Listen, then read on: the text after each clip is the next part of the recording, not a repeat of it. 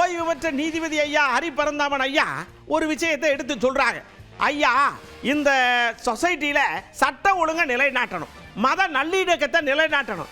ஆனா பாருங்க, சமீபத்தில் இருக்கக்கூடிய நீதிபதி அதை அப்படி பண்ற மாதிரி தெரியல.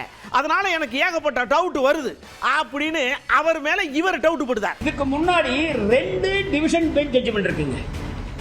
முதல்ல இருக்கிறது இப்போது உச்ச நீதிமன்றத்தில் நீதிபதியாக இருக்கக்கூடிய திரு MM சுந்தரேஷ் அவர்கள் போட்டது. அவர் இப்போ கொலிஜியத்தில் வேற இருக்கார். அவர் ஒரு மூத்த நீதிபதி, இன்னும் 1.5 இருக்க போறாரு.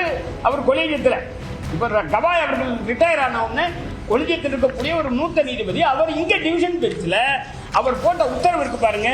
தயவு செய்து அந்த உத்தரவின் ரொம்ப ரொம்ப சின்ன உத்தரவு, இதான் அவர் உத்தரவு. அதுல ரொம்ப தெளிவா போடுறாரு, மத நல்லிணக்கம் தான் முக்கியம்.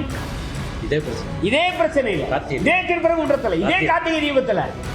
அதனால இதுல கோயில் குறிப்பாக நாங்கள் என்ன செய்வோம் சொன்னா அதுக்கு மாறாக செய்ய மாட்டோம் அப்படின்றத சொல்றாரு. இப்போ அவர் ஐயா சொல்றாரு, நீதிபதி சாமிநாதன், லா அண்ட் ஆர்டர்லாம் ஒண்ணு, அதெல்லாம் கவலையே இல்லை, என் உத்தரவு அமல்படுத்துறது தான் முக்கியம்.